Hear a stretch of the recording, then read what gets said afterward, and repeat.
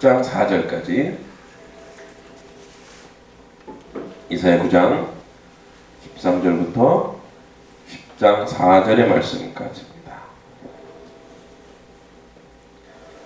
우리 천천히 한번 이 말씀을 우리가 봉독하겠습니다. 시작. 그리하여도 그 백성이 자기들을 치시는 이에게로 돌아오지 아니하며 만군의 여호와를 찾지 아니하는도다.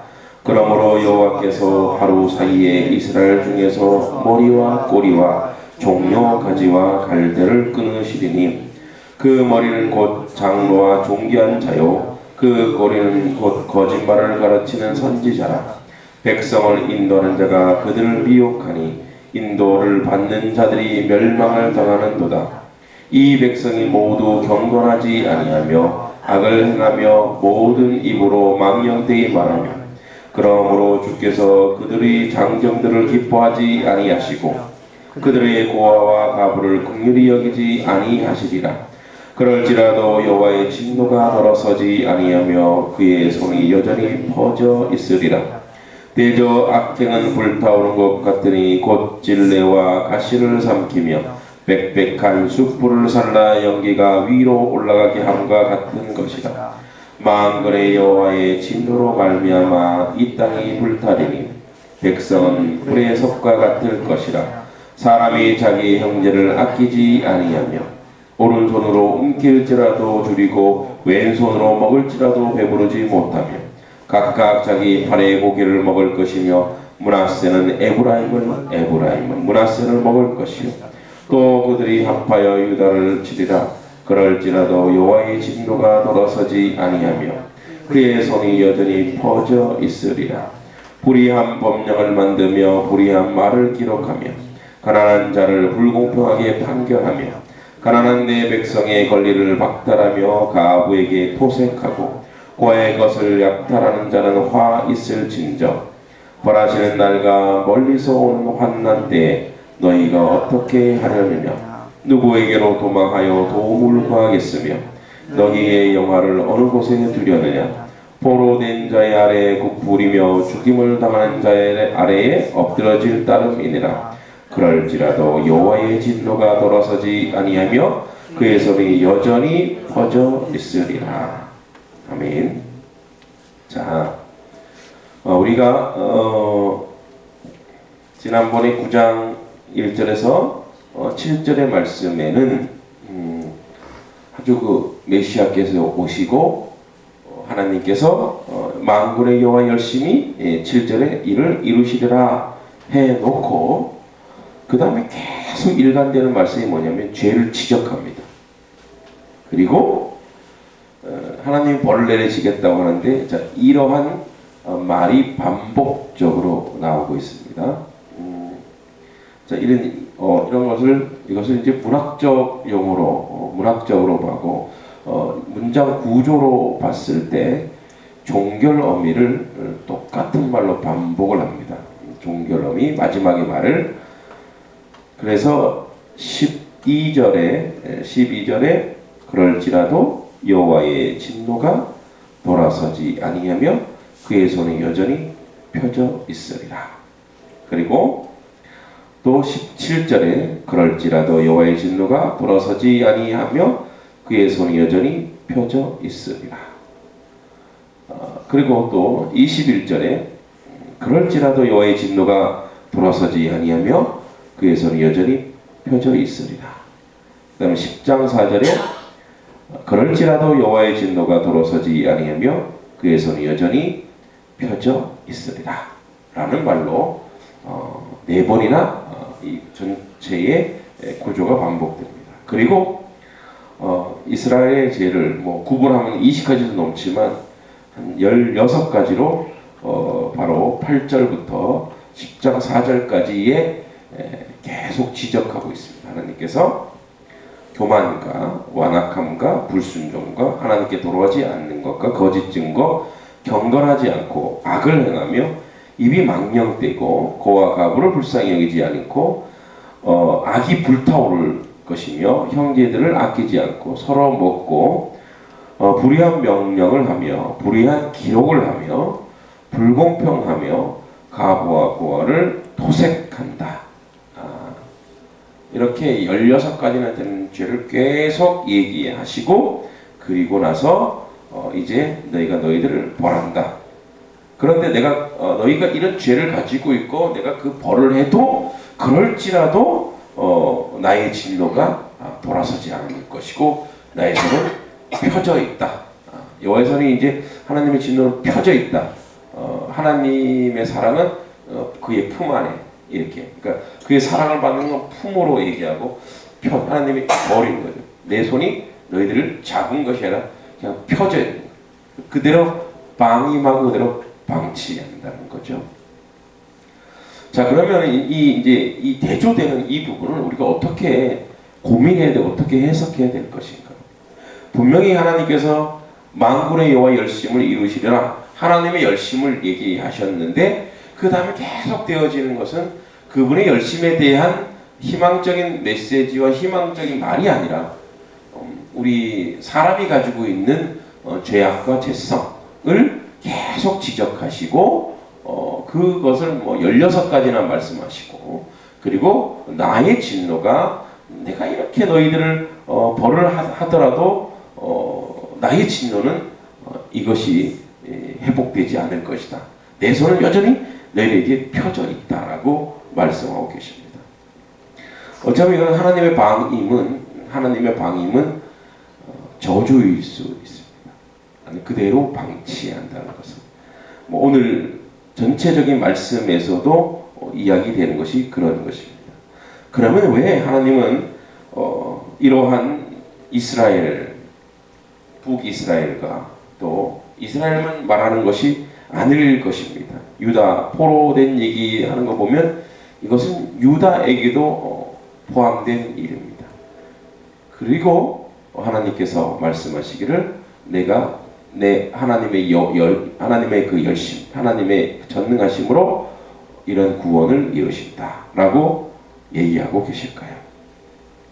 자, 우리는 몇 가지를 좀 살펴볼 필요가 있는데, 그 중에 많은 우리의 죄악들, 교만과 어제는 우리 교만을 봤죠. 완악과 불순종과 하나님께 돌아오지 않는 이런 것들. 자, 오늘 이 말씀들을 쭉 보면 지독하게도 사람은 하나님을 찾지 않는구나. 아주 지독하게도. 그리고 지독하게도 사람들은 불순종하는구나를 알 수 있습니다. 하나님 말씀 보면, 우리 입장에서 보면 이 말씀을 읽는 우리의 입장, 하나님의 말씀을 읽는 우리 입장에서는 참 우리는 이러지 않을 것 같아. 이 정도로 하나님이 사랑하신다면 우리는 이 정도는 아닌 것 같아. 그런데 현실은 이렇습니다. 그러니까 이거는 우리가 인정해야 될 현실인데 우리는 죄의 상태에 있다는 거예요. 이 땅 가운데 이 땅이 의의 상태가 아니고 진리의 상태가 아닙니다. 이 땅이 뭐냐? 죄의 상태에 우리는 있다는 거예요. 그래서 죄의 상태에 그대로 방해해 놓으면 죄를 먹고 마시면서 죄가 불타오르는 것처럼 탈 거라는 거예요. 그래서 어디까지 가냐면 형제를 잡아먹는 자리까지 가는 거예요. 부모를 잡아먹는 자리까지 가는 것이 사람입니다. 그래서 사실은 하나님이 벌을 내리지 아니하고 그대로 방치하면 인간은 그대로 자멸하게 되어 있습니다. 인간은 그대로 멸망하게 되어 있는 거예요. 왜 우리가 그 여름에 저도 이제 운동을 막 하면 땀이 나죠. 그럼 땀에서 땀 냄새가 나죠. 그 땀 냄새 여러분 맡기 좋나요? 예, 우리 아내는 당장 오늘 이제 운동하러 가는 날이라서 운동화 갔다 올 텐데 운동화 갔다 오면 땀 냄새 나잖아요. 그거 이제 아이들 막 챙기느라 바쁘게 챙기고 이제 땀이 식었어요. 그러면 내가 이제 밥을 먹고 싶거든. 그래서 밥상머리 딱 앉으면 아니 그래요. 여보 화장실 손가락 딱 가리켜요. 목욕부터 이거야. 냄새 나서 자기가 밥을 못 먹겠대요. 이게 우리의 현실이에요. 그래서 뭐예요? 그래서 우리는 샤워를 하든 목욕을 하잖아. 우리를 씻어, 우리 몸을 씻어요. 그리고 몸을 씻으면 우리는 어때요? 좀 주변 사람도 향긋하고 나도 개운하고, 그죠? 그리고 또 운동하고 목욕을 하고 나면 어떻게 해요? 밥 먹으면 살 졸음도 와요. 그죠? 그래서 10분에 딱 자면 뭐예요? 저녁은 아주 개운해지죠. 그럼 이와 똑같아요. 우리를 그대로 이 죄의 상태에 있기 때문에 그대로 방임해두면 우리는 냄새나게 돼 있어요. 그리고 냄새 나는 사람과 같이 있으면 어떻게 해요? 옆에 사람이 못 견뎌요. 그러니까 이 16가지나 되는 죄악들이 우리에게는 없는 것이 아니라 우리에게도 있단 말이에요. 그래서 우리가 어떻게 해야 돼? 우리가 여름이 되면은 냄새가 많이 나는 계절은 매일매일 목욕하잖아요. 목은 머리를 감는다는 뜻이고 욕은 몸을 씻는다는 뜻. 그래서 목욕이 한자죠. 자. 그래서 매일매일 씻는 거예요. 저도 새벽에 일어나서 목은 했어요. 목. 얼굴 씻고 머리를 안 감았구나. 이따 감으려고. 세수하고 침 질질 흘리던 거 다 닦고 이렇게 나왔어요.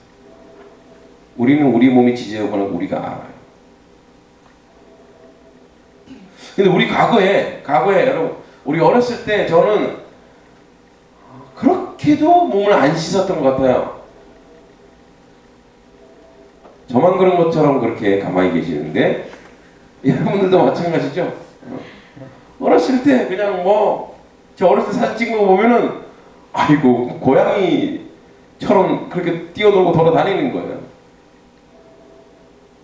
그 당시에 물론 이 수도 시설 이런 것들 낙후됐기도 했겠지만 자주 씻지 않았어요. 자주.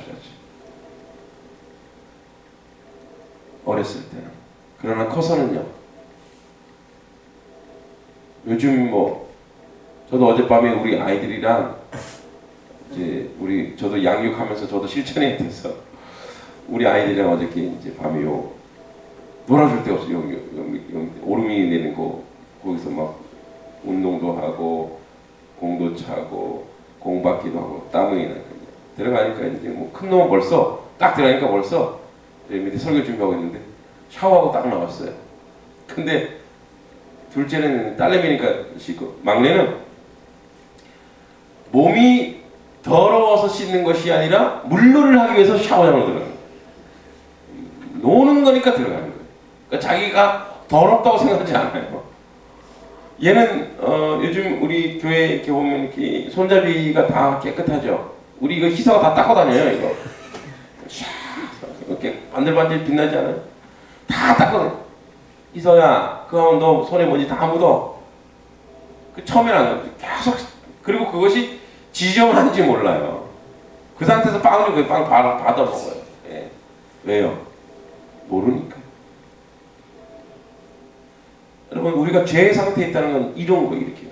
우리 막내처럼 이게 지금 지저분한지 안 지저분한지 몰라요. 세상 사람은 그렇다네. 그래서 날마다 죄를 먹고 마시며 자기 몸을 씻을 줄을 몰라요. 정결하게 하는 것이 무엇인지 모른다. 거룩한 것이, 그것이 얼마나 고귀하고 값진 것이, 그것이 얼마나 우리의 영혼을 맑게 하는지 모른다니까요. 그래서 우리가 어른에서 몸이 지저분한 몸을 깨끗이 씻고 나면 깨운한 것처럼 그 마음이 평화가 오고 정말 은혜 안에 들어가는 것처럼 정결한데 이제 그거를 모르는 거예요. 그들은 씻는 것이, 그래서 우리 막내처럼 이거 씻는 것도 놀이처럼 돼야 돼. 놀아야 돼. 그래야지 씻는 거예요. 우리는 그래서 이 땅이 죄의 상태에 있기 때문에, 죄 짓고 나서 아담과 죄 짓고 죄의 상태에 있기 때문에 부지런히 우리를 정결하게 씻지 않으면 하나님 안에 거룩함 속에 들어갈 수가 없어요. 우리를 씻는 것이 무엇입니까? 우리를 씻어내는 것이. 거룩한 예수 그리스도의 보혈 안에 우리가 들어가야 되는 거죠. 그 예수 그리스도 안에 들어가서 예수 그리스도를 믿는 믿음은 뭐냐? 그의 보혈로 우리를 씻어야 되는 겁니다. 날마다 씻어야 되는 거죠. 우리가 날마다 냄새나면 목욕을 하듯이 날마다 우리를 씻어내는 겁니다. 말씀으로 씻어내야 되고, 찬양으로 씻어내야 되고, 기도로 씻어내야 되고, 예배로 씻어내야 되고. 그건 행위이죠. 그 행위로 씻어낼 수 있는 것은 그 마음이 그 안에 들어가야 되는 것이에요. 그래서 하나님이 저에게 지혜를 주셨는데, 아까 기도 제목도 내놨지만, 이 은혜의 삼각편대, 은혜의 트라이앵글을 구축하라. 하나님이 나를 말씀 사역자로 세우셨다면, 우리 교역자 중에나 또 한 사람은 찬양의 은사에서 찬양의 사역으로 세우시고, 기도의 사역자로 세우시고, 그래서 이 세 사역이 교회 안에 골고루 이루어지게, 그래서 말씀으로 힘있게, 말씀과 양육으로 힘있게 교회가 든든해서 그 말씀의 근거를 가지고 기도하고, 그 약속을 붙들고 기도하고, 그리고 하나님을 찬송하는 이 놀라운 역사가, 그리고 우리가 그 안에 푹 들어가면 성령의 역사, 은혜의 역사가 일어날 줄 믿습니다. 그리고 그래서 우리는 교만하지 말아야지, 완악하지 말아야지, 불순하지 말아야지, 이렇게 이 우리의 죄를 하지 말아야지 해서 절대 이거를 이겨내지 못해요. 우리가 그 은혜 안에 들어가면 이런 것들은 당연히 제거되는 줄 믿습니다. 그러니까 여기 지금 때가 있다고, 요 때만 제거해야지, 이것만 제가 또 다른 데로 오면 또 있어요. 그리고 어떻게 해요? 욕탕에 푹 들어가서 거기서 푹 불고내면 자연스럽게 벗겨지게 되는 겁니다. 그러니까 우리가 그 은혜 안에 쑥 들어가면 우리가 모르는 사이에 정결하고 거룩하고 우리가 새로워지고 새롭게 되어지는 겁니다. 그러니까 그 은혜 안에 그래서 지금 하나님이 내 손에 내가 진노가 있는 거 뭐냐? 너희가 내 안에 들어와 있지 않고, 그래서 자꾸 나를 찾지 않는구나 이거예요. 그러니까 뭐냐면 이들의 죄의 원천은 뭐냐면 하나님을 찾지 않는 데 있는 거예요. 그러니까 고아를 불쌍히 여기지 않고 가부를 이게 아니라 하나님 안에 들어가지 않기 때문에 하나님의 눈으로 세상을 볼 수가 없어요. 하나님의 눈으로 세상을 봐야 이런 것들이 해결되는 거지. 이거 고치자. 형제를 사랑하자. 이게 사랑이 돼요? 안 돼요. 예수 밖에 있으면, 은혜 밖에 있으면 형제들 아무리 내가 잘해줘도, 내가 아무리 퍼날라도, 아무리 내가 이렇게 긍휼을 베풀어도 그 사랑이 뭔지 모르는데, 하나님 안에서 그들을 보면은요 불쌍하거든요. 그래서 여호와의 진노가 돌아서지 않는다는 건 뭐냐면, 착하고 선한 일을 하라 이 얘기가 아니라 너희가 내 안에 들어와. 너희는 내 백성이다. 내가 만들었다. 내가 지었다. 내 안에 들어와야 된다. 너희가.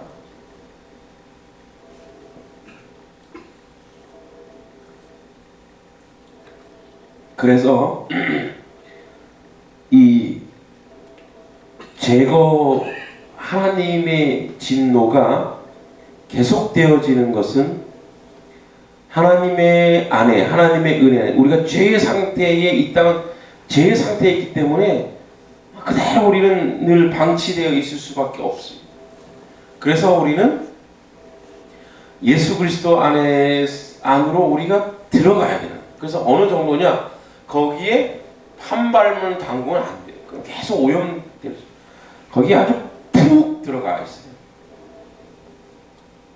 그 안에 아주 욕탕 안에 쑥 들어가서 우리의 몸이 정결하게 되듯이 주님 안에 우리가 그 안에 팍 들어가 있으면, 우리가 그 은혜 안에 가득 들어가 있으면 우리의 말이 바뀔 것이고, 우리의 생각이 바뀌고, 우리의 삶이 바뀌고, 우리의 행동이 바뀌는 줄 믿습니다.